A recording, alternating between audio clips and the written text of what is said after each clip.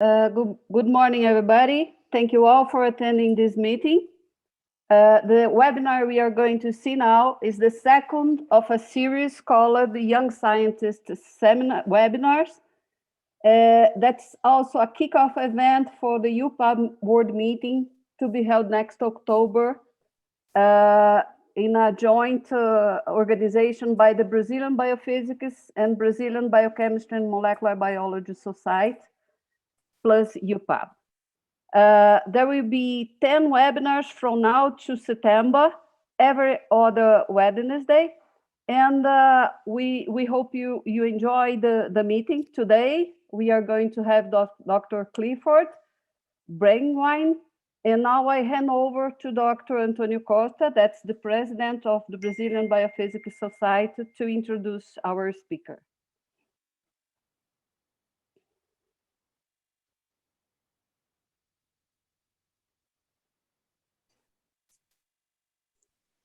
Okay, thanks, Eneida, for this introduction of our webinar series. So good morning, good afternoon, and good evening to everybody. You know, this is a new feature of this online world. So we have people from several different time zones in the world. So I hope you guys are all doing well at home. So this morning, we have a very special seminar because it's a joint seminar organized by the Brazilian Biophysical Society, along with its partners, the Brazilian Biochemical and Molecular Biology Society, and also the Institute for Advanced Studies at the University of São Paulo in Ribeirão Preto, and a graduate program in physics applied to medicine and biology in the physics department of the University of São Paulo in Ribeirão Preto. So this is the joint seminar, and I really thank all our partners for putting this seminar together.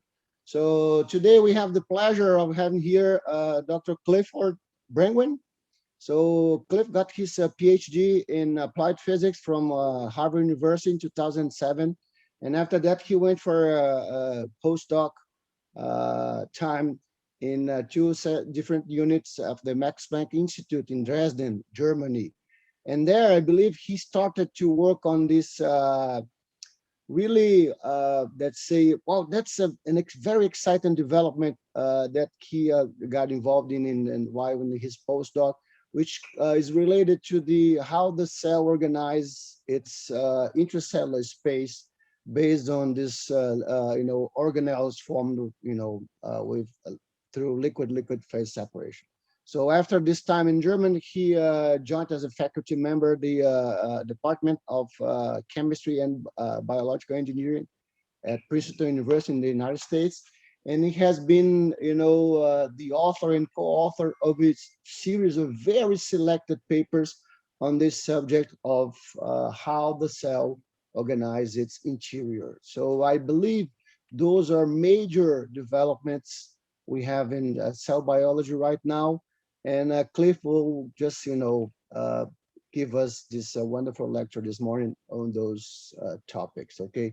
So Clifford, it's a great pleasure to have you here with us today. Thank you so much for accepting the invitation. We have a crowd of young scientists here in Brazil and the world really eager to listen to your talk. So the floor is yours. Or even better, the screen is yours. I hope this is just the first of many visits to come next time in person to Brazil. Okay, thank you very much. Let me just interrupt you. Cynthia is asking us to talk the people that they can make their questions by the Q&A. Yeah, perfect, Eneida. Okay. Well done. Yeah. Sorry. Well, so everybody who wants to ask questions, you can use the Q&A tab. Or you can ask questions in the end. We'll turn your mic on if you want to, to ask your question using your microphone. We will turn your mic on, and you'll be able to ask your question. Or just use the Q&A tab. Okay. All right, Clifford. Thank you. Okay, thank you, Antonio. Thanks for the nice introduction. Thanks, Anita, and the other organizers.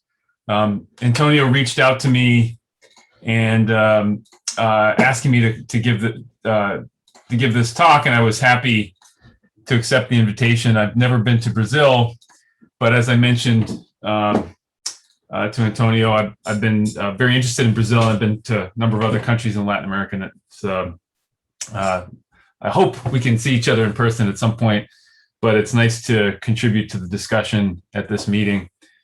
I'm going to tell you about some of the work that we're doing in my lab and some of the developments in this field, which has been kind of an exciting adventure over the last 5 or 10 years. And I'll give you some background on that and leave time for questions in the end. So I'll start out by telling you a little bit about what my perspective on the kind of the big problem in biology. And I think that one of the most interesting aspects of biological organization is the diversity of length scales that is being organized within living systems. We can think about the nanometer building blocks of life, proteins, DNA, RNA, and the interactions among those that ultimately encode for organisms. And on the way to doing that, they're dictating the structure of a cell, things within cells, and then how those cells get together and to form tissues and organisms.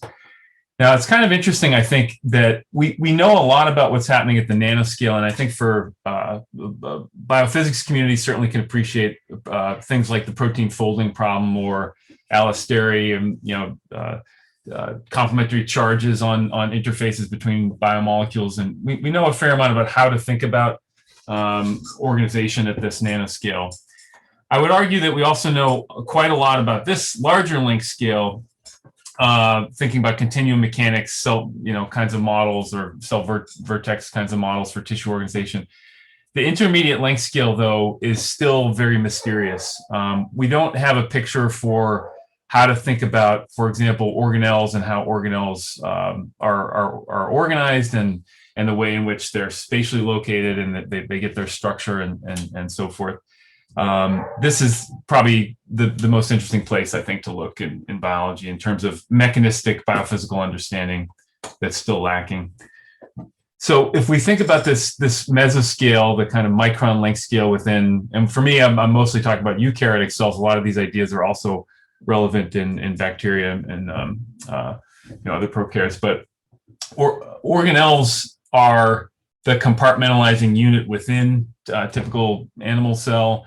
And we're used to learning about these in even grade school or high school biology. Mostly, though, the structures that we're taught about are membrane-bound, vesicle-like objects, things that have a lipid bilayer that encloses them and defines the boundary. It's really a little bit misleading, though, because that idea, because most of the organelles in the cells, most of the bodies are probably not in this conventional picture of vesicle-like assemblies. Most of them, it's funny how this has evolved, because in the earlier days we were saying, well, some of them are not membrane-bound, and now we appreciate that probably most of the compartments in cells are not membrane-bound. They're in this category, what we call membrane-less organelles, or increasingly over the last several years, the field is referring to these as condensates, intracellular or biomolecular condensates, for reasons I'll tell you about. But these include things like these germline P granules, processing bodies and signaling assemblies in the cytoplasm, and structures like nuclear speckles and nucleoli and Cajal bodies inside the nucleus. And all of these are RNA and protein rich, and do not have an enclosing membrane. So there's somehow the biomolecules are being held together within these structures to facilitate different functions, but we haven't really understood much about how that works. So my perspective on all this, and certainly the work that's going on in my lab, borrows heavily from the concepts and techniques of soft condensed matter physics. This is essentially the physics of squishy materials. So if we think about what kinds of non-living materials are most like cells and tissues, it's this category. So it's these squishy materials. This includes things like foams, something like 95% gas and 5% liquid, and you end up with a soft solid. Polymeric materials like silly putty we're all familiar with, oil water emulsions, colloids, liquid crystals, and so forth.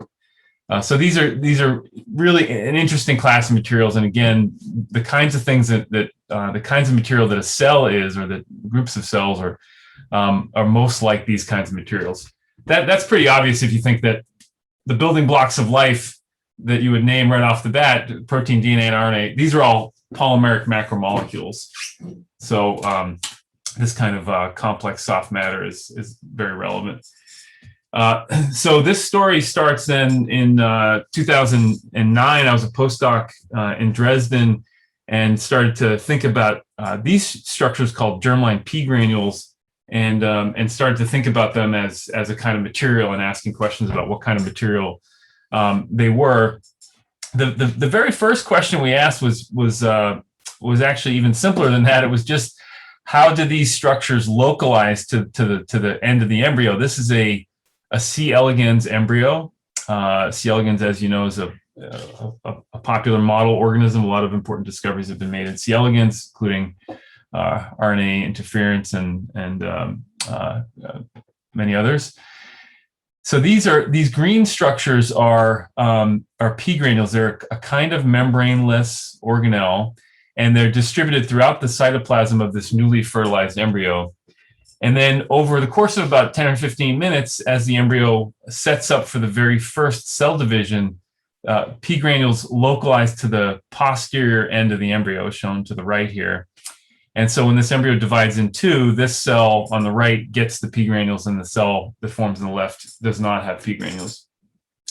So we were asking, how do these structures localize?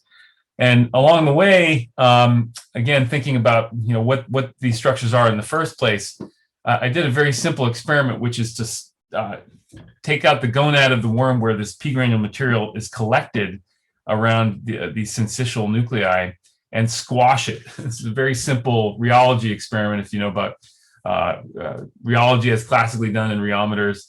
This is just inducing shear stresses in the tissue, and what we saw is that this P granule material flows and drips and wets, coalesces, much like conventional liquids, oil, water kinds of emulsions. This led to a model wherein the P granule segregation process is a kind of phase transition, wherein the condensed liquid droplet form is stable in the posterior end of the embryo, and it's unstable in the anterior and the left side, where the molecules are dissolving and basically going into this something like a gaseous soluble phase. Formally, this is called liquid-liquid phase separation. And there's now a lot of evidence that this occurs, as I'll say in the next slide, in many systems, but in this system, it's very clear that this is a kind of liquid-liquid phase separation process. We understand a lot more about the biomolecular determinants of this even now.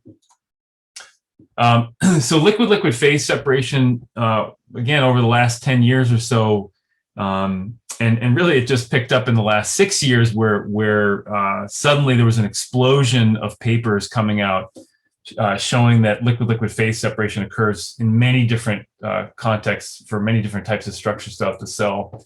This includes receptor clusters at the membrane in immune cells, cytoplasmic structures like these stress granules, which we've studied, and I'll tell you a little bit more about in this talk.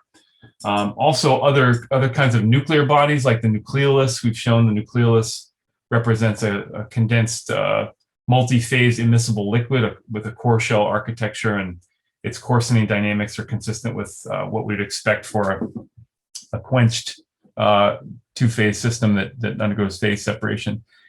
There's also a lot of other examples inside the nucleus, and that includes heterochromatin formation through proteins like HP1, which is thought to play a role in condensing chromatin into these silent regions. And it's also thought to play a role, phase separation is thought to play a role in driving transcriptional activity through enhancer promoter clusters at these transcriptional condensates. This is something like the nucleolus, just on a scale where it's RNA polymerase 2 instead of RNA polymerase 1. So there's been a lot of articles written about this field and the excitement of it. Here's some popular things. And by the way, there's a lot of this material is available on my lab webpage. I'll show you the link in the end. I want to tell you a little bit today about a story that's developed in my lab. It's still unpublished, but it's something that we've thought a lot about over the last year or two, and even longer than that. This is the work primarily of a postdoc, Shunsuke Shimobayashi, in my lab. He's worked together with another postdoc, David Sanders, and we've had strong theory support from Pierre Ranseret and Miko Hataya. So I'm happy to tell you about this work. The question we're asking here is what controls where and when these condensates form, these membraneless organelles that seem to form by liquid-liquid phase separation. What are the biophysical rules that dictate where they form and when they form in living cells? These are 4 examples that we've been studying, that we've been interested in, but there are many others, and at different times they're dissolving. It's often cell cycle dependent, but it could also be dependent on signals, for example, stresses from the environment, oxidative stress in these stress granules, or signals from the environment and receptor clustering. So how can we think about at a really fundamental level the rules that govern how these structures form and where and when they form? So if you ask that question of non-living matter, one immediately would think about nucleation and the physics of nucleation. And so we have this idea for what I'll call CNT, or classical nucleation theory. And this is the framework that one thinks about in, for example, water molecules in a dispersed gaseous phase. If you were to lower the temperature and get condensation into little droplets of water, what first has to happen is a little nucleus has to form. And that is actually, there's a barrier to the formation of these nuclei that's introduced by the need for creating an interface. So whenever there's an interface created, I mean, in general, living systems physical systems don't like interfaces. And you can think about that if you're familiar with the idea of surface tension, which is an energy per unit area. That's a sort of an energetic cost of creating an interface. So what's typically written down as a free energy expression that has a volumetric term, and this is the decrease in the free energy associated with the thermodynamic driving force to phase separate. But that has to compete with an energetic cost, increase in the free energy, that is a surface term parameterized by this surface tension, or interfacial tension.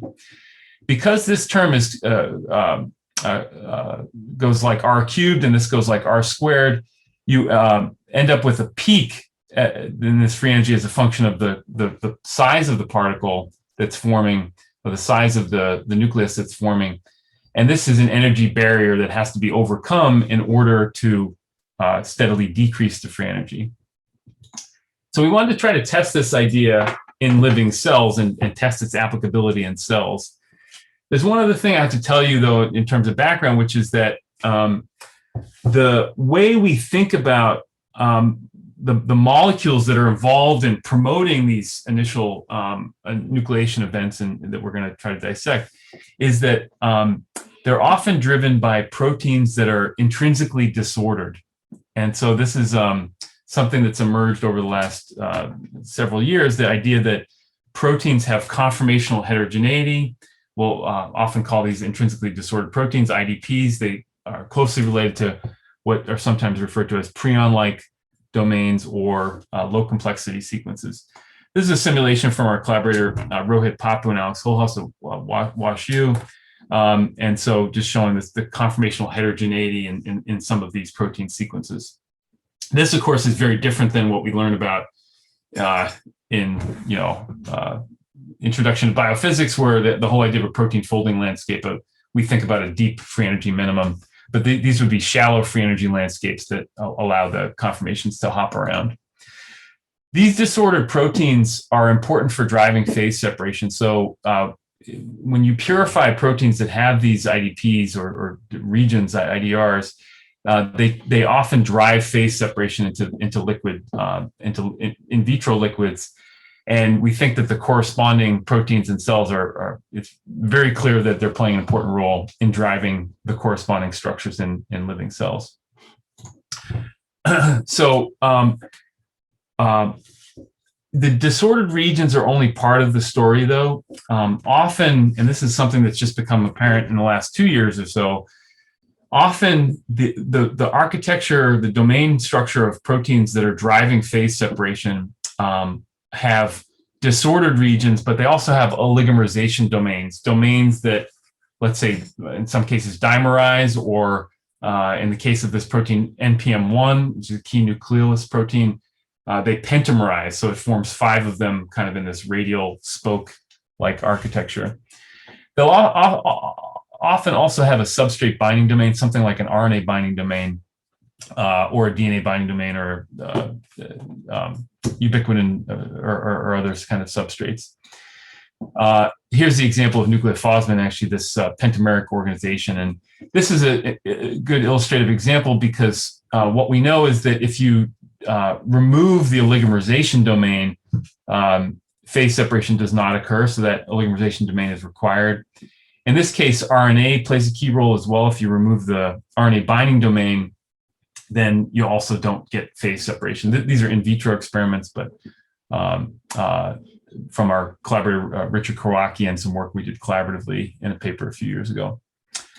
From the biophysics perspective, oligomerization one can think about as an entropic knob.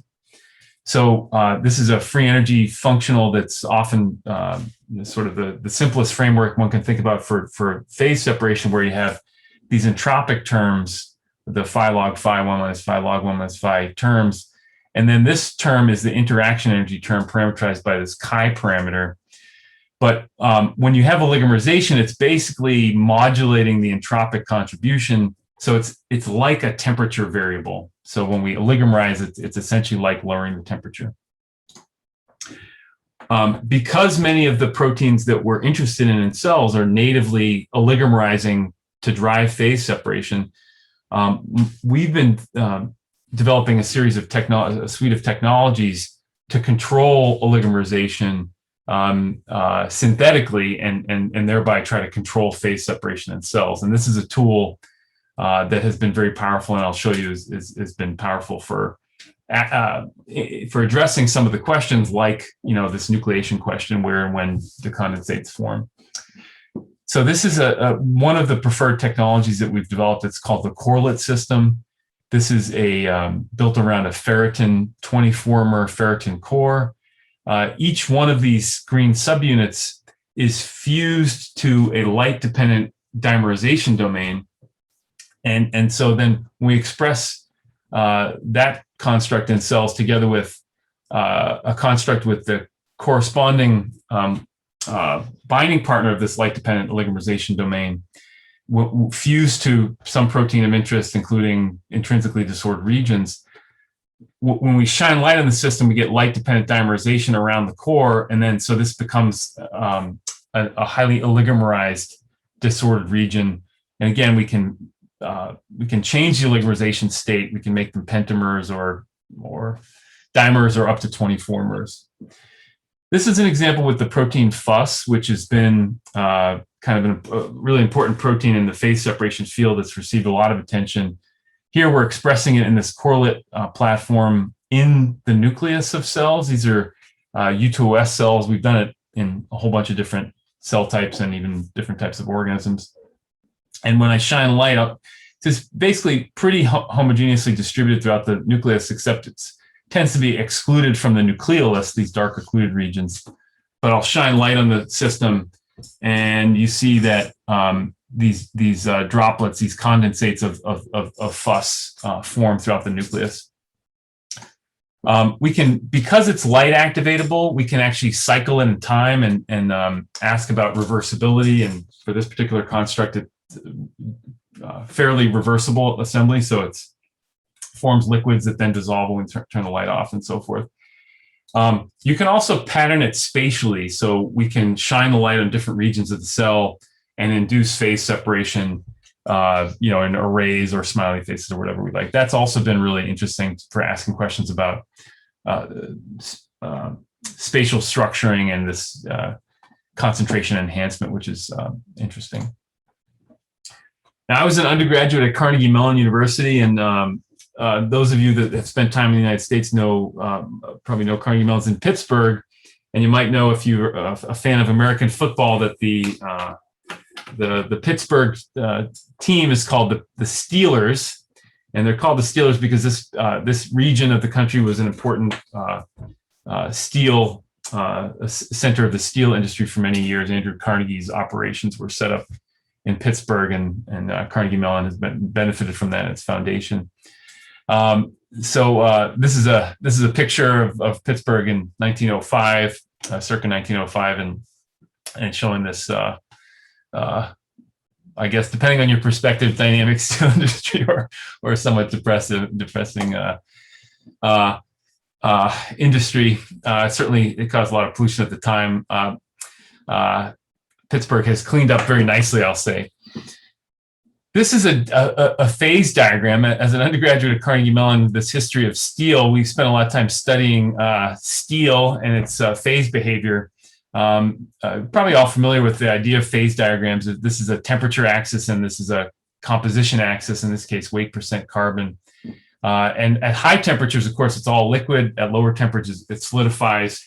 But depending on the exact temperature and the exact composition, the material state and the crystalline organization is totally different. So this is just a little introduction to the idea of phase diagrams. I think you're probably all familiar with that. Here's a picture of Carnegie Mellon, by the way. It's a lovely place. As I said, Pittsburgh has become a very nice city. So the vision for this, and the reason I showed you this steel phase diagram, is because we wanted to try to map phase diagrams in living cells to really get at these quantitative questions like testing classical nucleation theory and classical phase diagram pictures. And so the correlate system has allowed us to do that. As I mentioned, the oligomerization state that's defined by this light activatable system is like a temperature axis, because it's ultimately tuning entropy.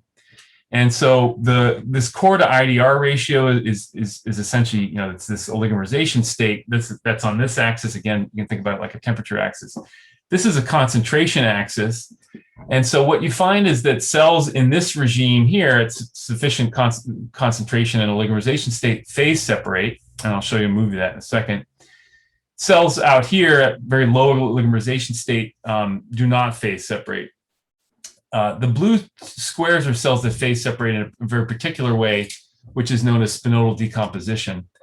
Which is probably less relevant for most endogenous processes, because it's out here at these very large concentrations.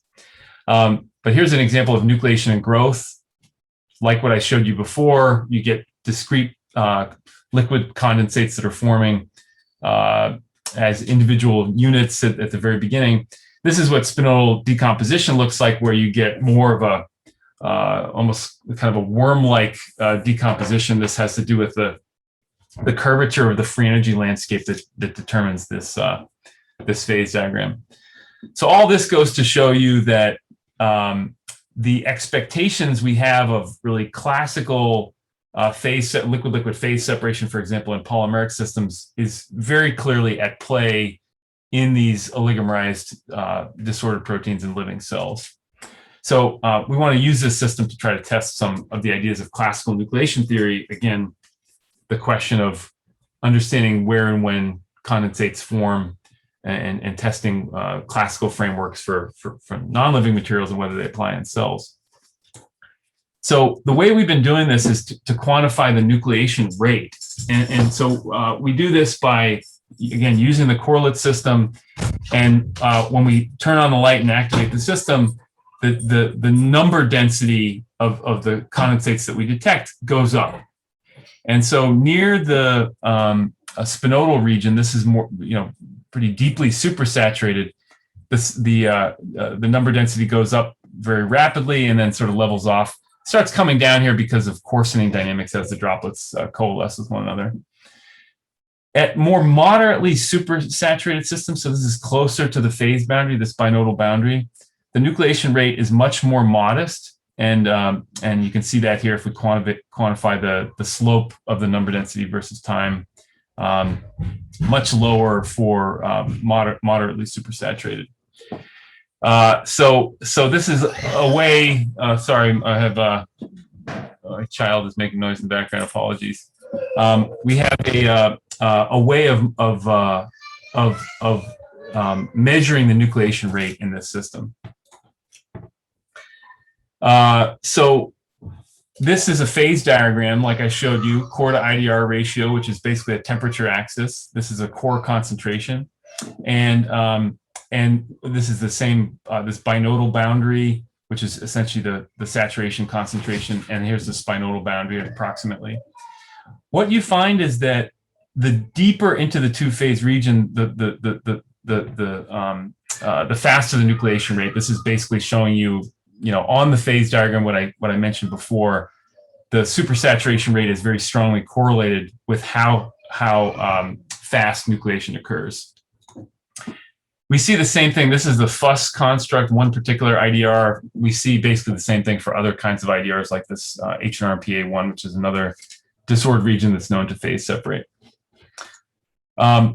So one of the things that we've been trying to do is, again, towards testing classical nucleation theory, is to measure the nucleation rate as a function of supersaturation. Supersaturation is often defined this way for reasons I probably won't be able to get into, but this is as a logarithm of the total concentration divided by this dilute phase concentration. So the dilute phase we can think about as basically the saturation concentration. We published a paper last year saying that, those aren't strictly speaking the same thing for these multi-component systems. But the idea is that this ratio of the total to the dilute phase concentration is a metric for supersaturation, and we write it as a logarithm. So we can then plot these kinds of data where we take the nucleation rate and plot it as a function of this supersaturation S. Here are the two constructs I showed you, and you see this really nice monotonic increase going over several decades that comes up and seems to saturate. Now, this is interesting because within classical nucleation theory, the nucleation rate J is predicted to go as this exponential of a parameter S star divided by the supersaturation squared. There's a prefactor kappa, which I won't talk much about here. We've measured that as well. But within classical nucleation theory, this S star parameter, it's probably maybe not the best name for it, but we've been referring to it as a nucleation threshold. It's essentially where these nucleation curves turn over, and where the process becomes less and less activation limited. But this S star parameter naturally is set by the surface tension, which is this key parameter governing the barrier to nucleation. So what's, I think, remarkable, and it's certainly not the only functional form that fits this data, but very clearly the classical nucleation theory form, the solid red curve here, goes right through the data. And similarly for this HNRPA1. Just a question. I just saw something pop up. Somebody raised their hand. I'd be happy to take questions now if it's possible, if there's some clarifying question. I wasn't sure. I thought we were waiting to the end, but Antonio, do you want to take a question now? Well, I didn't see any hands, but I don't see many of the... No, actually, we have 3 questions here, Antonio. I don't know if you open the Q&A box. Oh yeah, well, I saw those. I was expecting to, ask okay. Well, wait to the end. We could probably, Clifford, we could probably, ask at least 2 of those questions right now because they are related to more basic. Yes, good. Yep, sure. Happy to answer now. One of the questions is what's the function of IDPs, and the other one is related to what's the FUS. So they are kind of related. So these are 2 good questions. Yeah, so the intrinsically disordered proteins are playing all different kinds of roles in the cell. FUS is one that has as I mentioned, received a lot of attention. It is playing roles in transcriptional activation. So this is why in the transcription field there's been a lot of attention, because many of the transcription activation domains or proteins have significant disorder. So FUS, its name comes from fused in sarcoma. So it's actually one of these oncogenic fusion proteins where the FUS domain becomes attached to another DNA binding domain to activate those genes. HNRPA1 plays a role in splicing regulation. So the answer is actually that IDPs play lots of different roles. These particular ones are playing key roles in gene expression. Yeah, and I'll show. I mean, this talk is primarily about the physics of nucleation, but I will show a little bit about the functional outputs. If we have time, I could show a bit about that. All right, great. Yeah, thanks for the questions. So the key point here is that this nucleation rate in living cells is consistent with this classical nucleation theory prediction, which is, I think, actually a little bit surprising. The other piece, though, that is interesting to connect to is that even in non-living systems, it's commonly understood that nucleation in general occurs in a so-called heterogeneous fashion, and the idea there is that nucleation often occurs on impurities or imperfections or some defects in the material that serve to lower the effective interfacial cost of creating that nucleus. And so that kind of decreases the nucleation barrier. This is essentially what happens when we have carbonated beverages like soda water, and on a straw you see that these bubbles nucleate on the straw, and that's because again the interfacial energy cost can be decreased by forming on that heterogeneous surface. So we wanted to try to test this idea in living cells. Classical nucleation theory in this sense has really never been tested in cells, and with the tools we had access to addressing these questions. So we took an approach where we asked about the homotypic interaction. So the FUS protein, this disordered region, has weak affinity for itself. That's why it wants to phase separate. So we reasoned that if we were to tether FUS to particular locations within a cell, in this case, we've tethered FUS to telomeres, and then globally activate the cell and ask where do FUS condensates form. What we find is that they tend to form at those tethered sites. And here's a zoom in of that. So this is the seed, the FUS tethered seed, and then we globally activate the system, and the FUS condensate, the droplet, forms on that seed. So that's an example of heterogeneous nucleation on a defined seed. It actually works very nicely if the system is moderately supersaturated. If the system is more strongly supersaturated, then it does not work. And this is essentially the equivalent of violently shaking up your can of soda and then popping the top, and nucleation occurs kind of everywhere violently, not just on the surfaces. And so this is the approach. I think my slide got out of order somehow, but this is these telomeres as seeding sites. What we've been doing is using the telomere binding protein together with disordered regions, and then as I said, this should have been before the previous slide, but these are these telomere sites, and then just as a useful scaffold to ask about heterogeneous nucleation. So you can measure the nucleation rate as a function of supersaturation. This is the data where we don't introduce those tethered sites and just look at the nucleation rate. When we introduce the tethered sites, this is the data, the blue squares, and you can see that for a given degree of supersaturation, the nucleation rate is significantly higher when there are seeds around. So the seeds are facilitating the nucleation process. And we can measure this, again, we're calling a nucleation threshold S star parameter, which is proportional to an effective surface tension, and that parameter is significantly decreased in the presence of the seeds. So this is a sort of a picture for that. We think about this as a nucleation landscape where the S star parameter is patterned throughout the cell to facilitate nucleation at specific locations. So one of the things. Can I just interrupt? Yeah, Antonio, go ahead. A question that's totally related to what we are talking right now. So Jorge Pereira asks, what is limiting the supersaturation? Yeah, this is a great question. Let me come back to that. Pin me down if I don't answer your question, but I'm gonna get to that.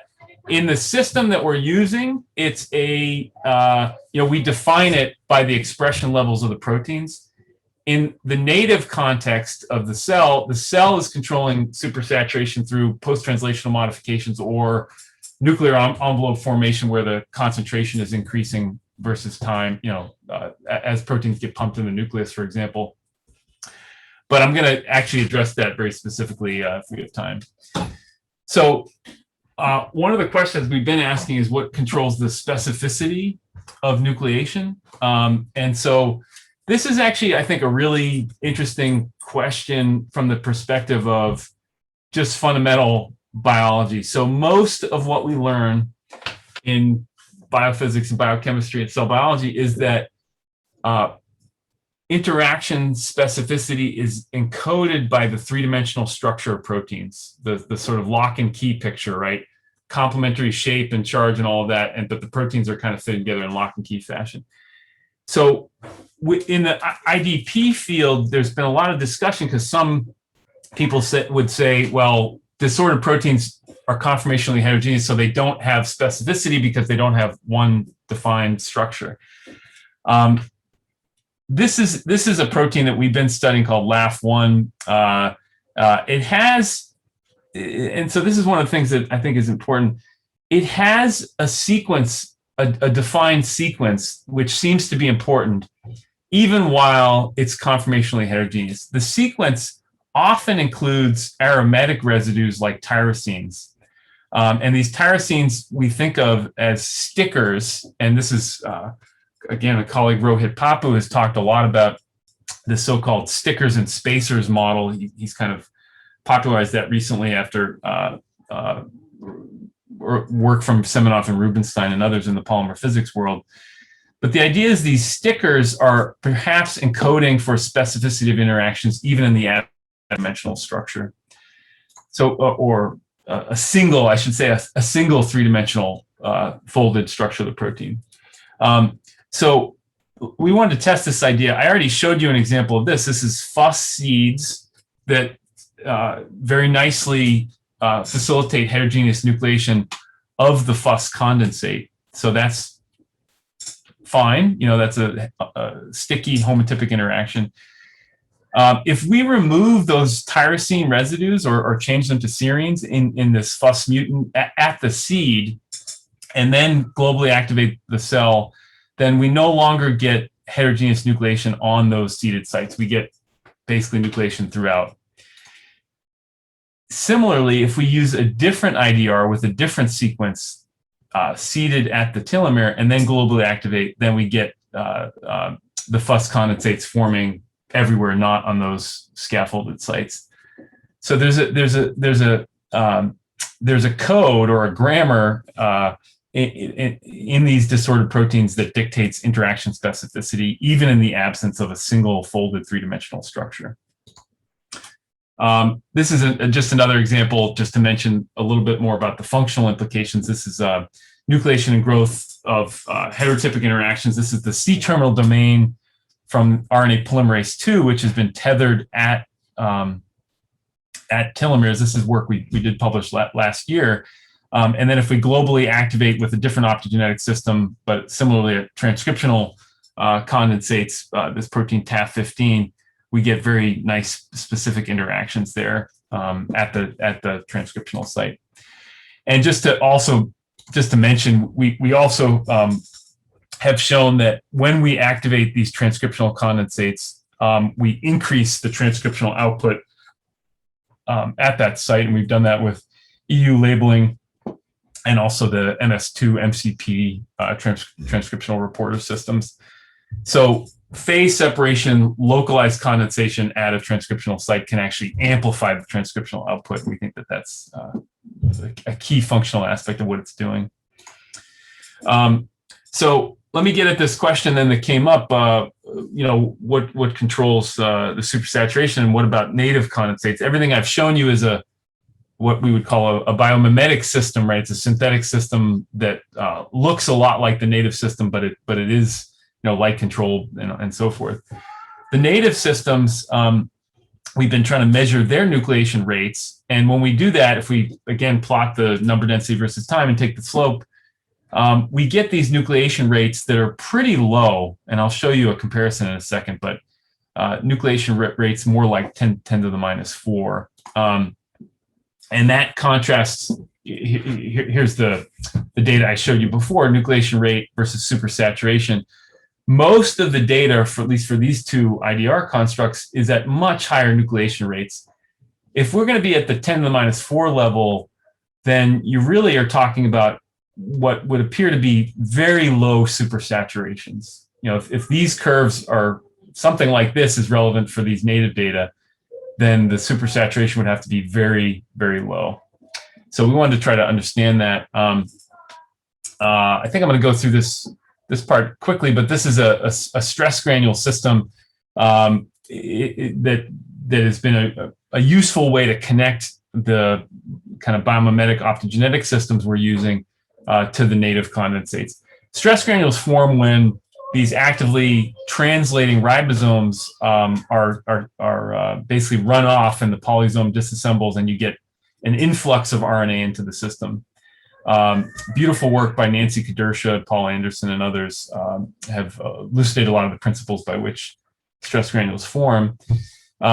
One of the key proteins here, and I showed you this in the schematic earlier, is G3BP. It's got the classic oligomerization domain, disordered linker region, and then a substrate binding domain. And we think that this protein, like a lot of the other ones, is oligomerizing to drive phase separation in cells. In this case, in an RNA-dependent fashion, because RNA is also playing a key scaffolding role. We've been using the correlate system to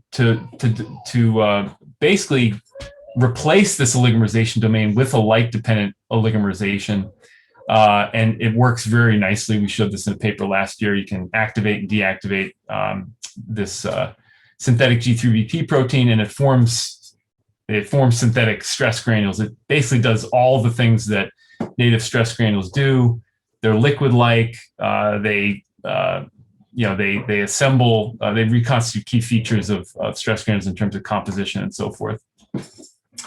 But when we look at the nucleation rate, doing the same thing we did with these FUS constructs, the nucleation rate as a function of supersaturation, we similarly see that much larger nucleation rates than the native. I showed you before that the native nucleation rate for many different condensates, including stress granules, is around 10 to the minus 4, so much lower levels.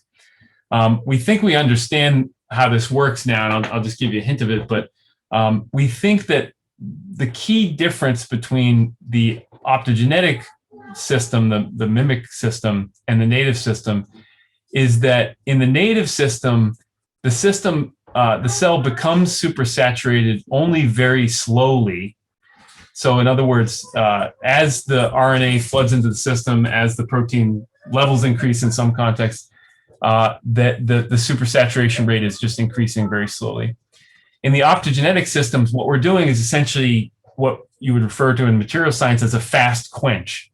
You're very rapidly driving the system into a supersaturated state. And so this is having a dramatic effect, we think, on the nucleation rate. And I didn't include this data. We just got some data very recently that to my mind proves that this is the key difference between these, because if we leave the optogenetic system activated over time, such that the system the cell puts itself into a supersaturated state slowly as RNA floods the system, as these polysomes disassemble. We recapitulate the very low nucleation rates of the fully native system. So we think that this is the picture for what's going on. I want to leave time for questions, so I think I'll skip this part. I wasn't sure how the timing would go, but just to say that we're doing a lot to understand the links between nucleation and mechanics, in particular the mechanical environment of chromatin, but also in the cytoplasm. And we're also able to use these optogenetic approaches to move different genomic elements around. This is a fun way of doing that, where we're actually pulling telomeres around by using coalescence and capillarity of these engineered systems. But I think I'll skip that and just give you the take-home message. First, liquid-liquid phase separation is a really key biophysical mechanism driving the formation of diverse condensates. I showed you some of these cool optogenetic tools that we've been using to probe and control phase separation in cells. The main part of this story was about classical nucleation theory and our somewhat surprising finding that classical nucleation theory, or at least a framework that has the same functional dependence, helps explain the dynamics of the nucleation of these biomimetic and native condensates in cells. And that's something really exciting, because that's really unprecedented to be able to do that in cells, to map phase diagrams and map nucleation rates. And the last part I think is interesting from the biophysical perspective is that the specificity encoded through these IDRs can actually pattern the nucleation landscape. And that's, again, something surprising if you've always had the picture that you can only get specific interactions through folded protein domains and RNA. I tried to mention already some of the key folks involved in this work, in particular Shunsuke Shimobayashi and David Sanders and our theory collaborators. I also showed some of the work that Dan Bra has done in the lab, and Stephen Wei and E.J. Chang and others. But I would direct you to check out our webpage or follow us on Twitter if you're interested in learning more about this work. There's, as I said, a lot of resources on our webpage to learn more about this field. And thanks for your attention. Okay, thank you, Cliff. We kind of do like this. Yes. Well, thank you so much for this very exciting talk. It's well, this talks like this serves another purpose of this webinar series, which is keep us engaged in talking about good science, through these really tough moments of pandemics, right? So thank you so much. It was amazing. We still have some questions in the Q&A, and I'll start reading them. And whoever wants to ask questions live, I don't know if that's the right way to put it, but live, I mean, if we'll just turn your mic on. But let's start with the Q&A, okay? So Marcos Queiroz is asking, is it possible to extract these organelles from the cells in order to study them as a bulk phase? Yeah, this is a good question. And to study them as a bulk phase, if you imagine doing things like rheological measurements or other kinds of biophysical measurements, often what people are doing is doing reconstitution approaches and purifying proteins. You can get really large amounts of this stuff in that approach. Folks like Julie Foreman-Kay, for example, get massive amounts of it and do NMR, or Nick Fauzi. In terms of purifying the native structures, one can do that for some of these. So the nucleolus, for example, has been purified by Angus Lamond and Matthias Mann in really important work going back a number of years. I think that it is challenging, and you always wonder what you're missing, though, because they're dynamic liquids and they often disassemble when you take them out, and so I think there's challenges with doing that. Okay, so there's another question here by Rafael Lira. So he says, beautiful talk. An idea about how the condensate's physical properties like viscosity, interfacial tension, vary depending on the condensate's composition? Yes, also a good question. And I would direct you to check out a paper that we did a number of years back, 2015, Elbaum Garfinkel in PNAS, where we actually showed that the viscosity of these condensates, these P granule-like condensates in vitro, depends on the composition of RNA. So it's very clear that there's strong composition dependence to viscosity. Less has been measured in terms of surface tension. I have a longstanding interest in measuring surface tension for these structures, and but very few measurements have been done. Very few reliable measurements. So that's something that almost certainly is the case, and one can start to think about surfactants and so forth. But very little done on that. Yeah. Yeah, well, Rafael has a second question, which is like something, it's something I was also wondering, which is related to how do you think the specificity in terms of what goes in and out of the condensate is regulated? If you think of these structures as or transport function, how would you think that cargo specificity would be determined?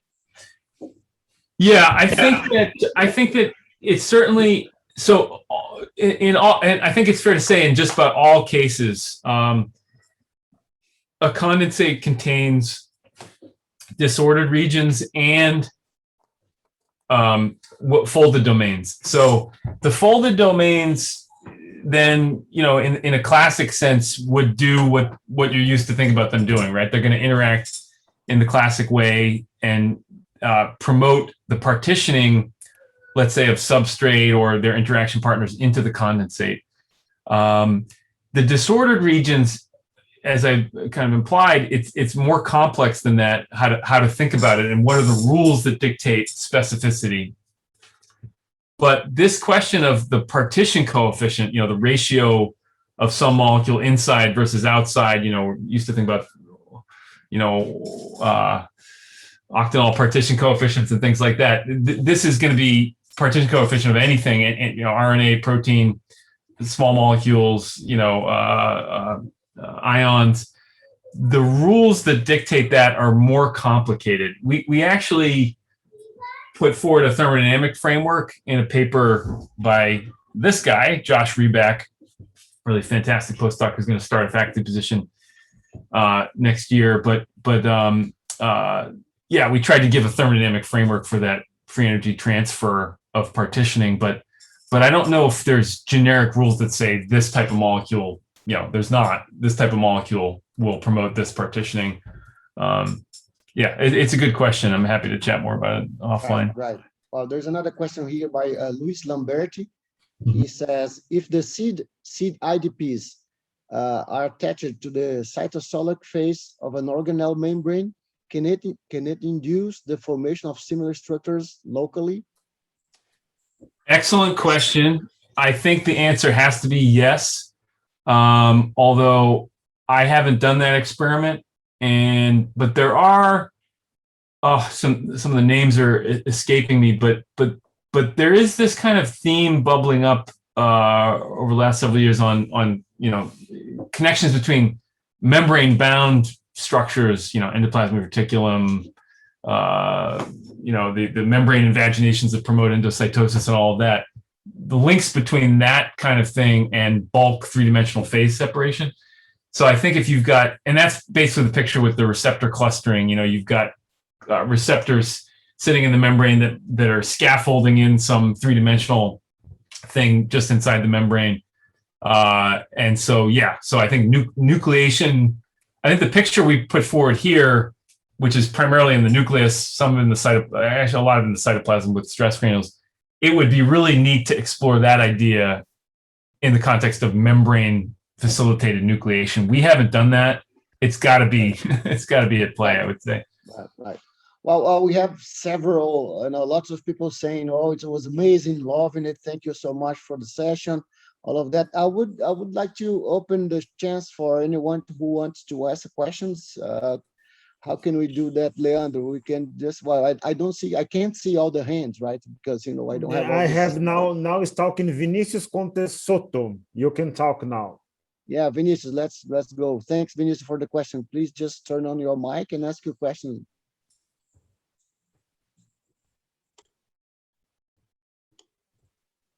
Vinicius? Are you there? No? Let's see if Luis Mendes can talk now. Luis Mendes? Felipe? Can you hear me? Yeah, Yes, Luis, yes. we can hear you. Oh, great. Well, thanks, Clifford. Excellent talk. I'm very excited here, especially because I'm working with similar stuff. Oh, cool. I'm Felipe. I'm a postdoc from Antonio. So, yeah. And thank you very much. So I'm very curious because I've been working with in a project that involves this peripheral membrane-associated protein, and that's Golgi localized. And one of the main partners is a Golgi. And 2 years ago, the Rotman group found that these Golgins can kind of liquid-liquid phase separate when they are overexpressed in cells. So it's kind of connected with the Luis questions about the membrane surface dictating liquid-liquid phase separation. And I think you said like, well, you can facilitate the nucleation or maybe a wet process. But what would happen if the protein is really attached to the membrane? So I'm talking about the liquid-liquid phase separation that's really with attached membrane proteins. Yeah. Could this really induce the formation of this weird organelle like the Golgi complex, the endoplasmic reticulum? Yeah. I mean, I can only speculate. I've been, I've seen some of the thoughts that, Jim Rothman on that. And I think for sure, I mean, one of the things that I'm most interested about in that context is the idea of deformation, right? Like if you have a liquid wetting a surface, as you know, the contact angle is defined by those interfacial tensions. And that can, we don't usually think about that. As actually Eric Dufresne has shown some of this in synthetic systems, that you get a deformation of that surface if it's a soft surface.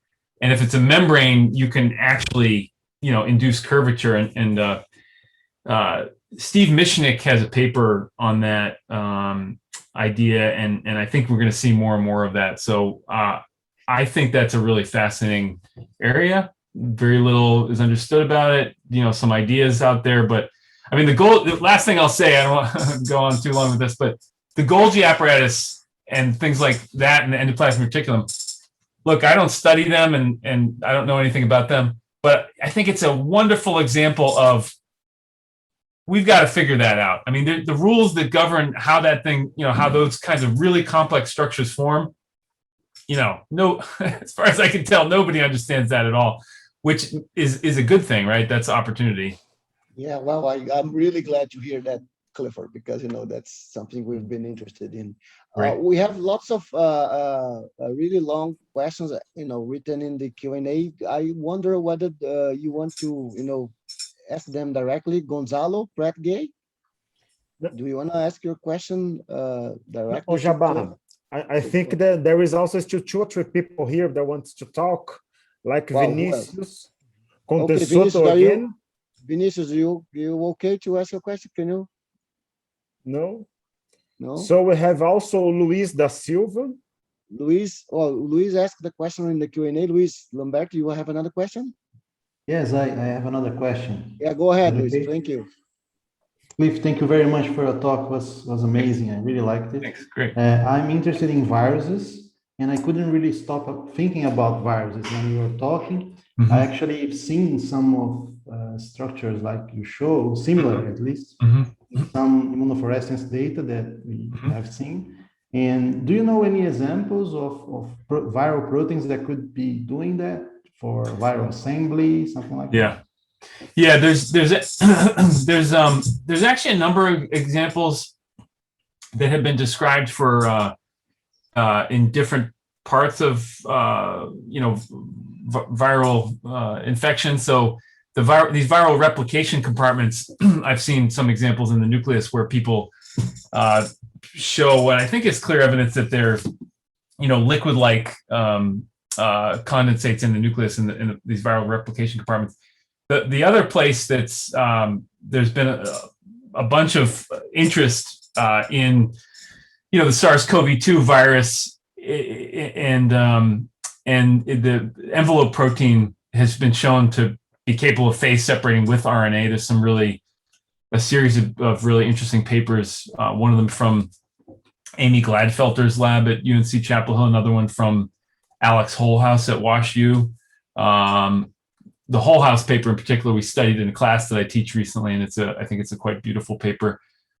So definitely places where virus infection is relevant. I showed you the G3BP protein in stress granules, which is a protein that's thought to interact with different viruses, and viruses are known to manipulate stress granule formation as part of their infection strategy. So all kinds of interesting connections with virology, and I think that would be a wonderful place to focus for viruses are obviously amazing. Okay, thanks, Luis. Gonzalo Pratgay, you want to ask your question?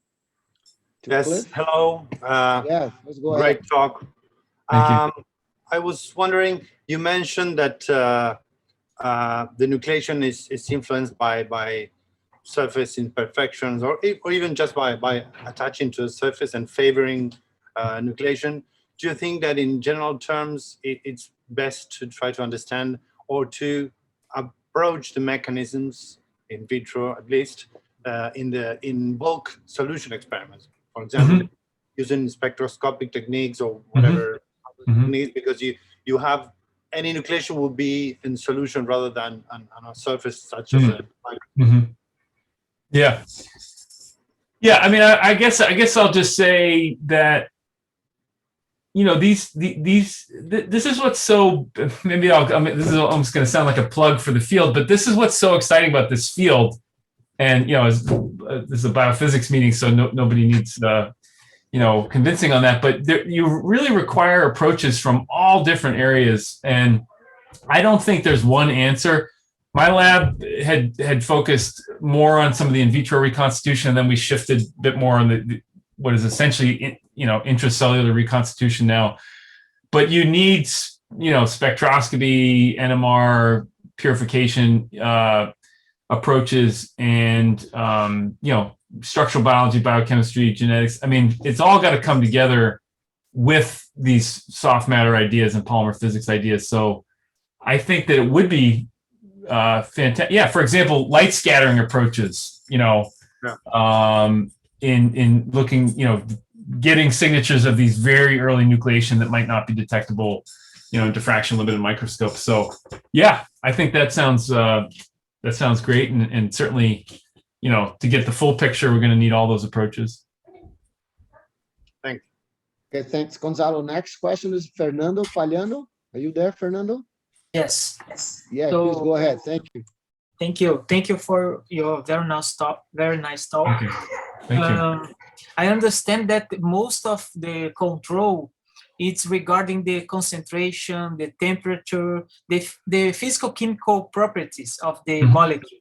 But I wonder if the cell has some more sophisticated kind of control to detect and accelerate or disassemble this kind of, let's say, granules. For example, some kind of chaperone or some protein or even other molecule that could detect and interfere with the solubilization or aggregation of this kind of assembly.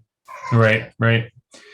Yeah, for sure. I mean, and that's something that I try to emphasize. I mean, I think we're used to thinking about phase transitions being dictated by temperature, right? I mean, that's the most common example.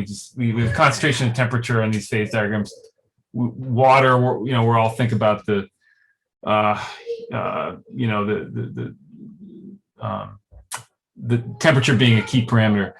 But that's, I mean, I mentioned that with the oligomerization, right? Oligomerization as essentially an entropic knob. So it's doing something like temperature, because temperature probably, in at least mammalian biology, is probably not something that's you know, cells are using to actually manipulate. It's other entropic knobs, it's other interaction knobs through post-translational modifications, phosphorylation, ubiquitination, whatever.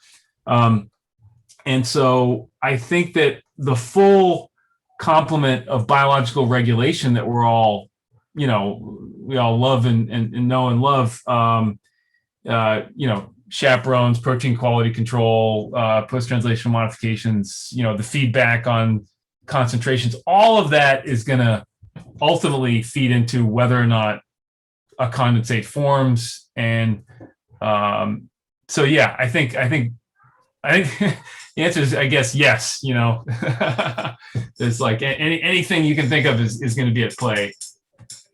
Yeah, well, yeah, thanks. Leonel, you know, you have a question. Leonel Malacrida from Uruguay. Leonel, are you there?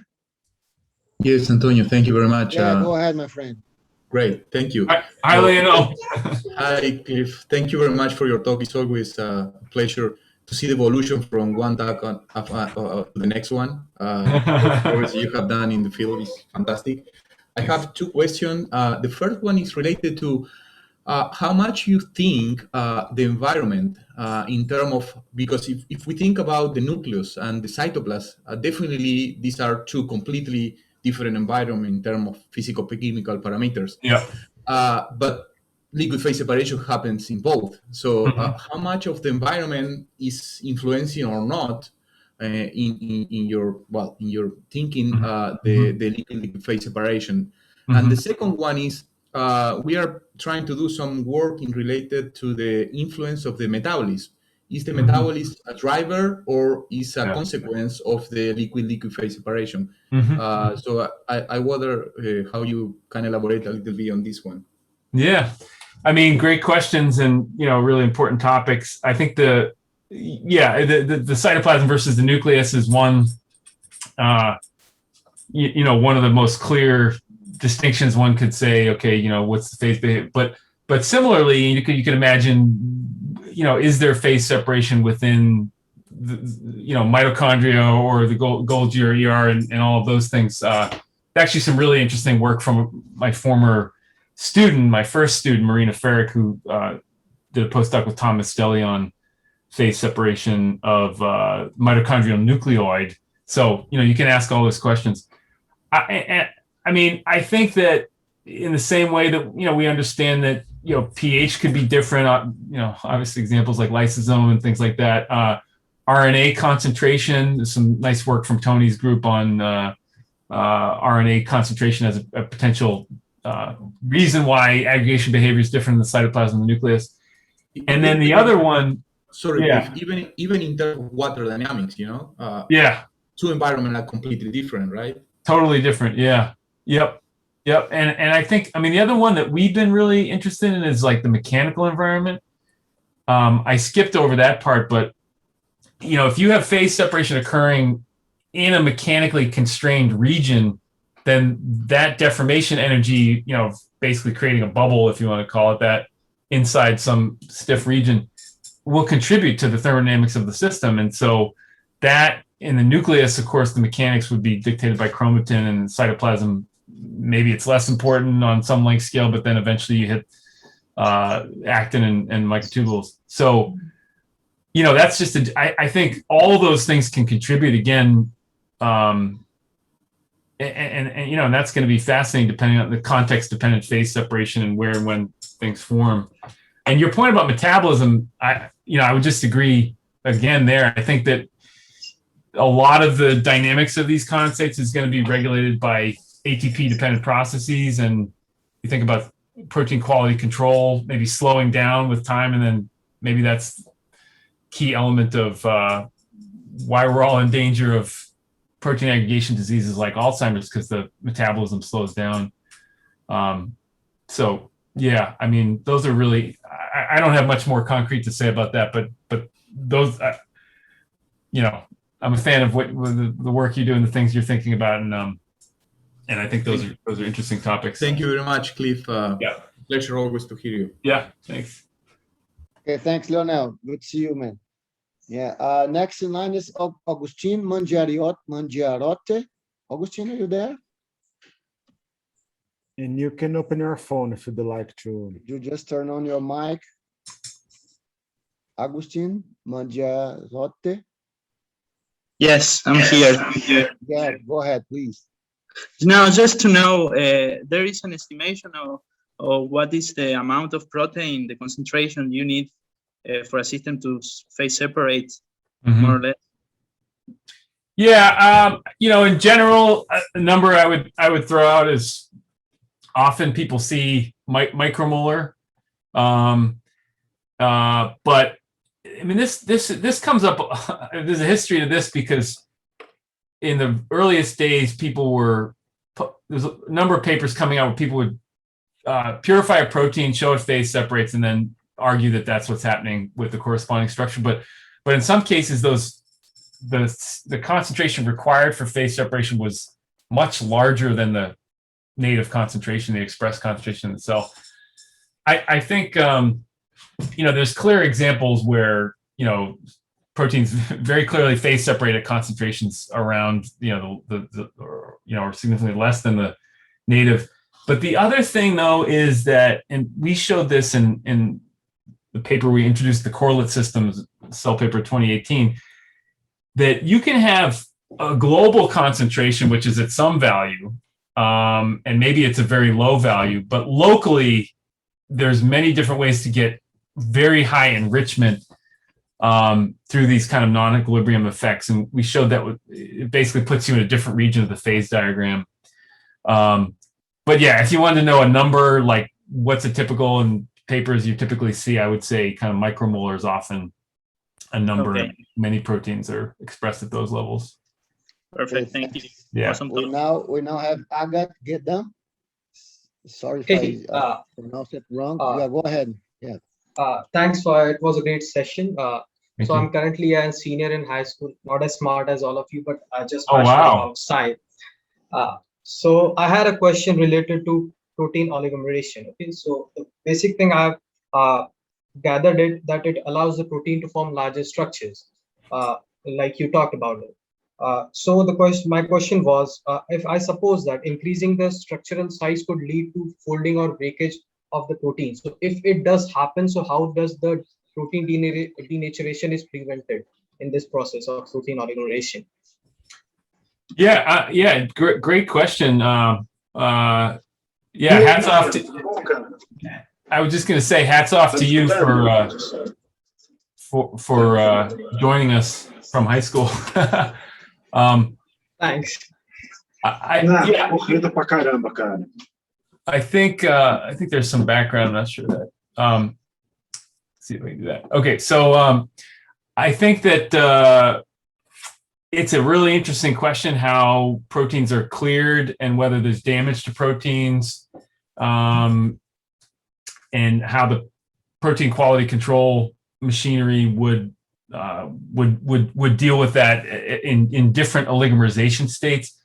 I think it's a question that's very important also in relation to these protein aggregation diseases where, you know, there's increasing, I think, consensus, this is very debated, but that these small oligomers might be the things that are really causing problems for cells. So maybe cells, in fact, are not able to clear proteins even in small oligomeric states, and that's part of what's causing the problem. And, you know, we only see the later large-scale aggregates, let's say in postmortem brains, but the problem is much earlier. So I don't have a great answer to that question. I think it's a good one, and it would be nice to get more data on that exact question, how proteins are cleared in different oligomerization states. Thank you. Yeah, thanks, Agat. Okay, so I think I went through pretty much all the questions in the Q&A tab. Is there any other questions people want to ask? We could just try to find your, your hands there. No, Leandro, Cynthia, are you seeing any hands there? In the no? Oh, yeah, I think this is it. Okay. Yeah, so, yeah, well, so I'll just thank you again, Clifford, for such a nice talk. It was really, really exciting. And I thank everybody for being here with us. It has been almost an hour and a half. I was thinking about 1 hour, so lots of questions, which, just an indication that the talk has been really fantastic. Lots of compliments in the Q&A of Clifford, so if you want to just go through them. And I want to invite you all to join us again in 2 weeks for the next webinar in the series of the that will pave the way to the IUPAB meeting in October. So I just want to remind everybody that this series of webinars is the way we planned to get to our IUPAB meeting in October. So if you want to have more information, more details on the program, just go to our website. It's very easy. If you type IUPAB 2020 on Google, it's the first link that will show, pop up. So you just access our website. You have the full program of the event and also the full program of our webinar series. Okay. So you guys always stay safe. Hope you are all doing okay, and hope to see you soon in our next webinar. Cliff, thank you so much again. Okay? Thank you, Antonio. Nice to see everybody. Take care. Be well. If you guys want to just, turn your cameras on so you can just say ciao, it would be nice. So whoever wants to, turn your, the cameras on and say, yeah, ciao. All right. Thanks. I hope to see you in person sometime. Take care, everybody. Well, it's good to see some faces, right? So yeah. Yeah, everybody take care. Okay, stay safe, please. Yeah, take care. See ya. Okay.